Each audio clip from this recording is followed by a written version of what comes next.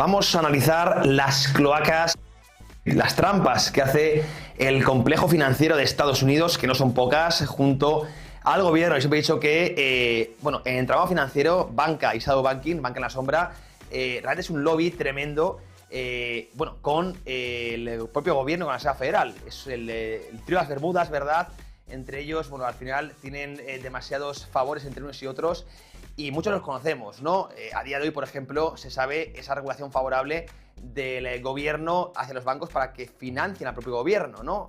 Pues esa regulación que permite comprar bonos, expandir balance a los bancos a través de la compra de bonos con mejor ratio de capital que, por ejemplo, con préstamos al sector privado a través de hipotecas o préstamos a empresas, etcétera, etcétera, ¿no? El objetivo del gobierno es que sigan pudiendo financiarse de forma más o menos a un precio barato, ¿no? Para ello tiene la demanda artificial que crea la banca central y también tienen la demanda del sector financiero a través de una favorable regulación que han ido implantando en los últimos años. Todo, insisto, para que el gobierno pueda seguir emitiendo deuda, déficit y implantar sus agendas políticas, ¿no?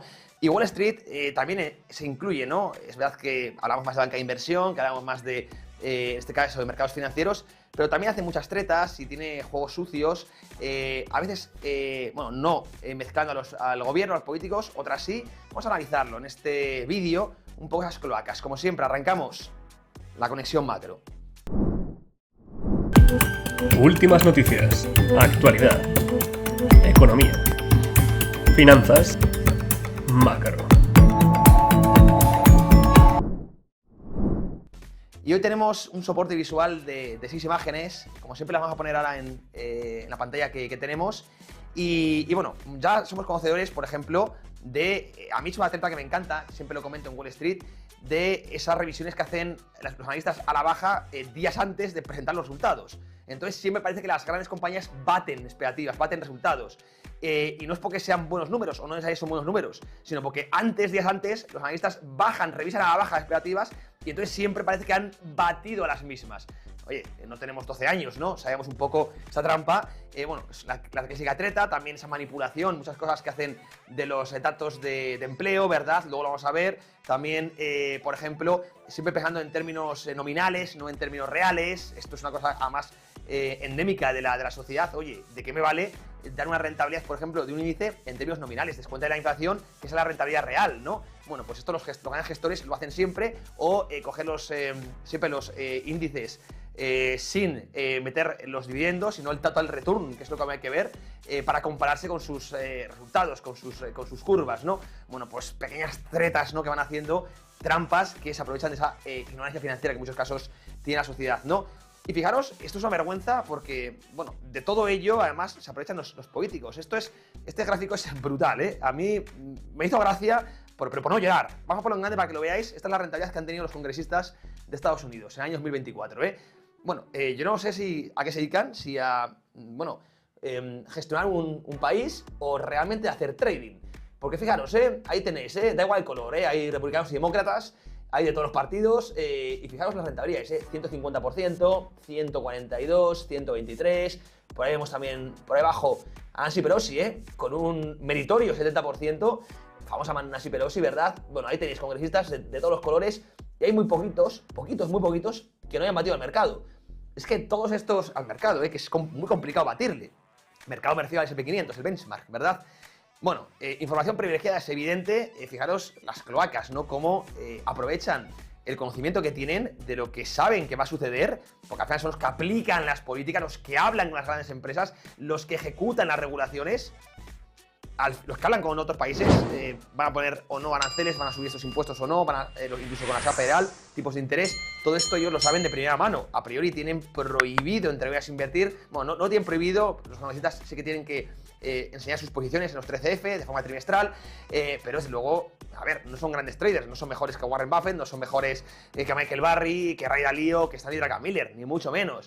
Juegan con información privilegiada. Además, oye, que están 8 o 9 horas haciendo trading en sus casas, cuando en teoría tienen que estar, como digo, vigilando, ¿no?, gobernando el país, son gestores públicos, ¿verdad?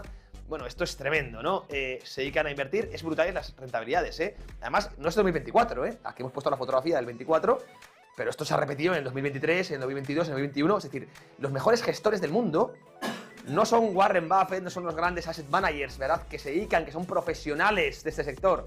Son los políticos. Eso te hace una idea de la vergüenza.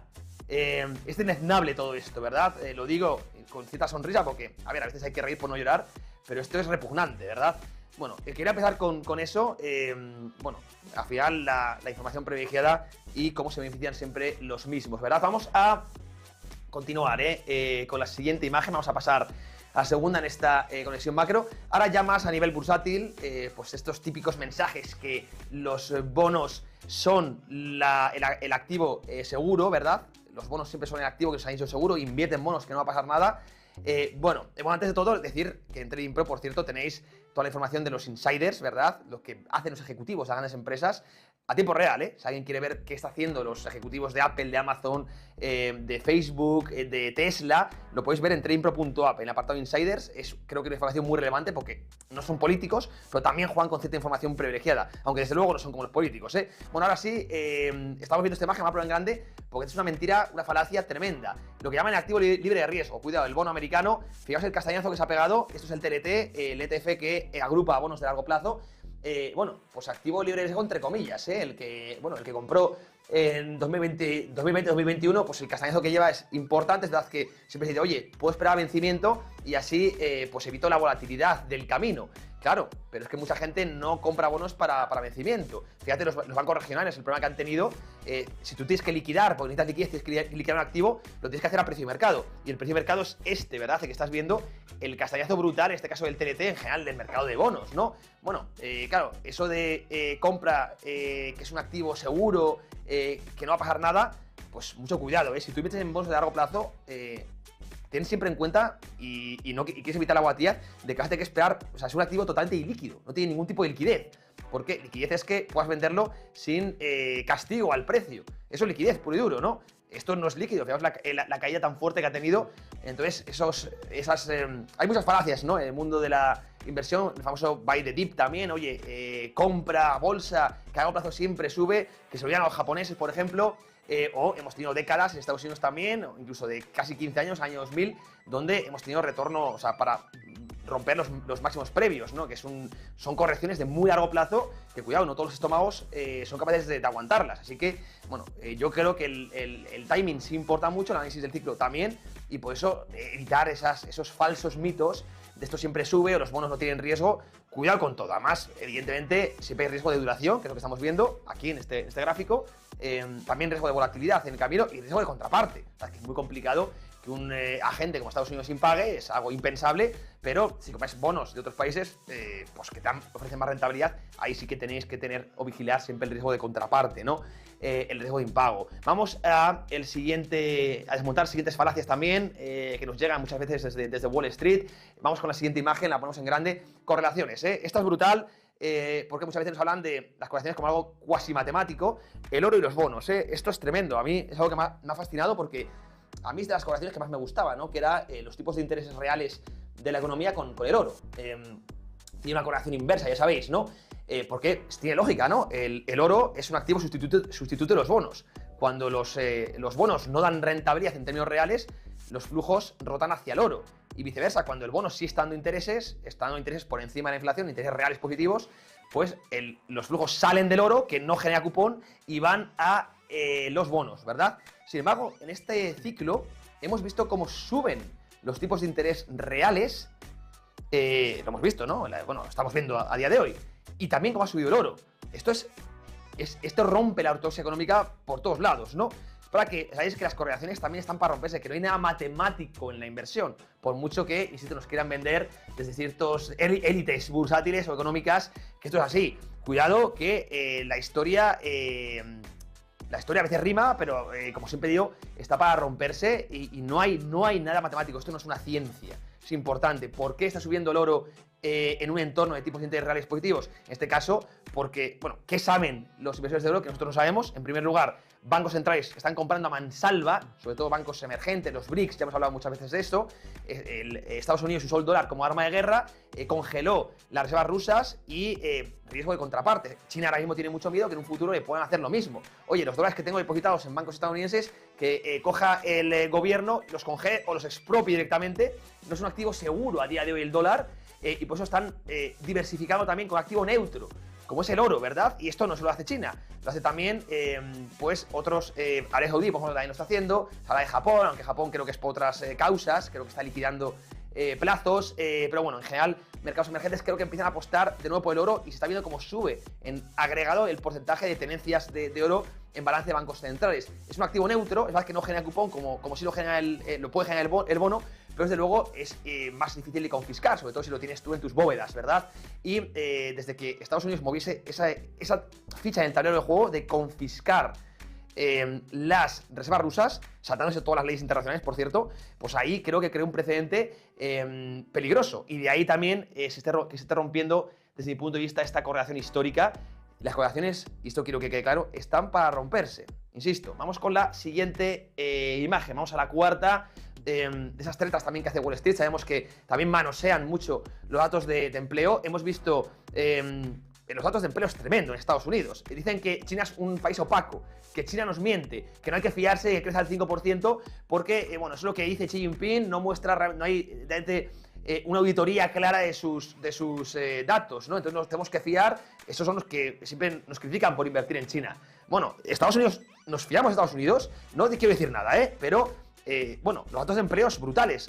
Cada dato que nos sacan, las nóminas no agrícolas, el NFP, los primeros viernes cada mes, luego al siguiente mes meten un tijerazo tremendo. Pero claro, los mercados ya han reaccionado al primer dato. Pero lo manosean, lo retuercen de una manera tremenda por intereses políticos. Lo mismo, esto lo hacen con, bueno, pues en general con todos los datos. Los de empleo creo que es lo más polémico y ha sido brutal, porque en los últimos 11 lecturas creo que han revisado, han metido el tijerazo en 11 de ellas, es tremendo, es decir, nos muestran un dato mejor de lo que realmente es. Pero es que con la inflación es tremendo. Bueno, fijaros, os voy a comentar un dato que hicieron un estudio muy importante, varios analistas de Estados Unidos, no recuerdo el nombre, pero estuve leyendo el paper y me gustó bastante. Y es que si se hubiera seguido calculando la inflación con la métrica que teníamos a principios de siglo, Estados Unidos hubiera entrado en recesión, porque hubiera sido una inflación bastante más alta, entonces el PIB nominal, ese es el PIB nominal real, eso sí que no se puede manosear, la producción, ¿vale? El consumo final de Estados Unidos menos la inflación nos daría el PIB real, y ese PIB real hubiera sido negativo. Claro, si tú reduces la inflación, la manoseas para que sea más baja de lo que realmente es, va a ser muy complicado entrar en recesión. Es el PIB nominal menos una inflación muy baja, pues al final, oye, tienes que tener un PIB nominal prácticamente de cero para estar en recesión. Y entonces Estados Unidos puede haber evitado, de cara al público, la recesión, habiendo manoseado a la baja, haber manipulado a la baja los datos de inflación. Y aquí os pongo el Truflation, se llama, hay una agencia en Estados Unidos que básicamente nos muestra a día de hoy cómo sería la inflación, cómo sería el IPC, cogiendo las mismas métricas que a principios de siglo. Claro, han hecho ajustes hedónicos, han cambiado ciertos artículos por pautas de consumo, pero como digo, eso lo han hecho con claros intereses políticos. Fijaos, vamos a ponerlo en grande para que veáis la diferencia entre cómo hubiera sido la inflación en Estados Unidos con las métricas de principios de siglo y cómo han sido a día de hoy, en el naranja abajo. Es decir, mucho más bajas, la métrica ha sido mucho más baja. Y esto, muchos lo habéis notado, no solo en Estados Unidos, también los que vivimos en Europa. Coño, nosotros lo hemos notado en nuestra cesta de consumo, a nivel energético, a nivel de la compra, el cesto de la compra, a nivel, bueno, pues como digo, de alquiler, en general todo lo que pesa mucho, alimentos, bueno, pues también ocio, ha subido mucho más de lo que nos han dicho realmente las métricas, que al final el IPC es una forma de medir la inflación. La inflación es monetaria, es la devaluación de la divisa, es un fenómeno monetario. Pero bueno, hay que medirlo de alguna manera y el IPC pues es una forma de hacerlo, ¿no? Y esos IPCs, desde mi punto de vista, siempre se tratan de manipular a la baja, ¿bien? Y es brutal la diferencia entre cómo se calculaba, insisto, hace 20, 30 años a cómo se calcula ahora y las diferencias que nos hubieran dado a día de hoy. Es que estaríamos hablando en Estados Unidos que hubiéramos tocado en COVID cotas del 15% y luego se ha mantenido ahora mismo en zonas del 5%, ahora sí que se ha ajustado un poco más, ¿no? Pero a lo largo de todo este tiempo ha tenido una inflación acumulada desde el COVID prácticamente el 40%, ¿no? Insisto, Estados Unidos hubiera entrado en recesión y no hubiera escapado, insisto, de este ciclo económico. Vaya treta, esto es tremendo. Bueno, aquí ya cada uno tendrá su opinión. Desde luego lo dejo a debate esto. Vamos a la siguiente y otra treta siempre que Wall Street nos presenta siempre la tasa de cambio. Vamos a poner la siguiente imagen y lo vemos. Ahora me va a caer con la inflación porque creo que es el impuesto invisible más nocivo y donde más se mete mano. Fijaros, muchas veces nos hablan en tasa de cambio. La inflación está ahora mismo, con respecto al mismo mes del año anterior, está subiendo, pues como digo, un 3%. Claro, eso es la tasa de cambio, eso realmente, claro, importa poco. Lo que importa es esto, vamos a ponerlo en grande. que es el acumulado, que eso es lo que realmente nos impacta en el bolsillo. Esto es como hay que mirar la inflación. No hay otra forma de hacerlo. La tasa de cambio para los economistas, para los restos mortales, es como lo tenemos que ver esto. Y fijaros la barbaridad de inflación que hemos tenido desde la aplicación del sistema euro-dólar. Desde que Nixon rompió el patrón euro-dólar, año 71, fijaos la barbaridad. Esto es lo que se ha devaluado el dólar. Bueno, el euro, el marco también, antes el euro es la condición del marco. Bueno, si tenemos un ejemplo de Europa, prácticamente lo mismo, ¿no? Es decir, esto es la inflación, como hay que mirarla. ¿Habéis escuchado alguna vez algún político, algún banquero, algún analista hablar de la inflación en términos acumulados? Yo, desde luego, que no lo he hecho. Siempre hablan de la tasa de cambio, que, oye, tiene sus cosas, hay que también tenerla, sobre todo para economistas, para la gente que hace los estudios, las políticas, está bien, ¿eh? Pero desde luego para que la gente lo entienda, la gente de a pie, le tienen que hablar de así. Oye, tu dinero, tus ahorros han perdido en los últimos 10 años han perdido un 25% de valor. Eso es lo que tiene que explicar a un mortal. No, la tasa de cambio, pues es que parece que la inflación está controlada, ahora mismo está en el 3%, pero claro, si tú vas acumulando 3%, 3%, 3%, en 5 años te han metido un sablazo tremendo en tus ahorros. Eso es como hay que verlo. Bien, cloacas puras y duras, ¿no? Políticos y también el lobby financiero, ¿verdad? Que es tremendo. Vamos ya a ir con la última. Y para que os veáis, mucha gente dice, bueno, pues aquí habrá políticos mejores, políticos peores, un color es mejor que otro. Yo siempre digo que la corbata azul y la roja son mismos perros con distinto collar, no me canso de decirlo. Y fijaros, todos los políticos buscan inflación porque son los beneficiados de la misma. Los gobiernos, es curioso, darle el monopolio de la divisa a los mismos que generan los datos, a los que se ven favorecidos de los datos de inflación. Es como si decidiera el precio de la cocaína Escobar, ¿no? Pues algo similar. Pues aquí lo mismo, los que generan la inflación son los que más se ven beneficiados de ella. Y además los que luego nos tienen que dar los datos, ¿no?